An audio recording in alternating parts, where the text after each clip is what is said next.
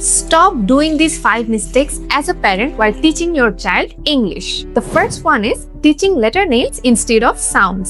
আমরা অনেকেই যেটা প্রথমেই করে থাকি, বাচ্চাদেরকে শুরুতেই এ বি সি ডি এভাবে করে লেটার নেমগুলো শিখিয়ে দিই।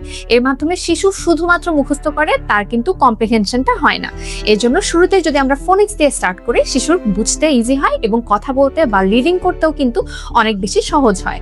মিস্টেক নাম্বার 2, যখন আমরা শিশুকে ডগের ছবি দেখিয়ে বলি যে বাবা এটি হচ্ছে ডগ, এই ক্ষেত্রে কিন্তু শিশুর শব্দটাকে মুখস্থ করে নিচ্ছে এবং ছবিটাকে তার সাথে অ্যাসোসিয়েট করে নিচ্ছে।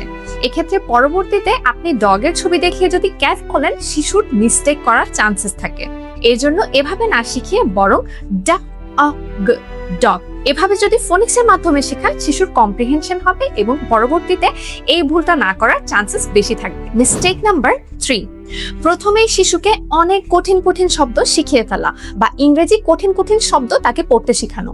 প্রথমেই কঠিন শব্দের সাথে ইন্ট্রোডিউস না করে প্রথমেই যদি আপনি প্যাড, প্যান, টিপ, টপ এই ধরনের সহজ সহজ শব্দ দিয়ে শুরু করেন, সেক্ষেত্রে শিশুর জন্য পড়া এবং শেখা অনেক বেশি সহজ হবে। মিস্টেক নাম্বার 4, যখনই শিশু প্রোনাউন্সিয়েশনে ভুল করবে তখনই দ্রুত তাকে শুধরে দিবেন, কারণ প্ল্যাটফর্ম বা বেস ক্রিয়েটের সময় যদি এই প্রোনাউন্সিয়েশনের ভুলটা ঠিক করিয়ে না দেওয়া হয়, পরবর্তীতে শিশু এই ভুল করতেই থাকবে।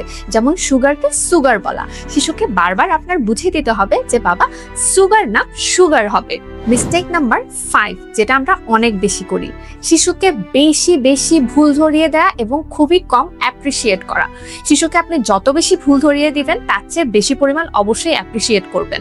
যদি এমনটা আমরা না করি, সেক্ষেত্রে দেখা যাবে যে শিশু ফ্রাস্ট্রেটেড হয়ে যাচ্ছে এবং ইংরেজির প্রতি আকর্ষণ হারিয়ে ফেলছে। তাই যত বেশি অ্যাপ্রিসিয়েট করবেন, শিশুর শেখার প্রতি আগ্রহ তত বেড়ে যাবে। আপনার শিশুকে সঠিকভাবে ফোনিক্স শেখাতে আপনি আমাদের সাথে যোগাযোগ করতে পারেন অথবা আমাদের ওয়েবসাইট ভিজিট করতে পারেন skillzbd.com।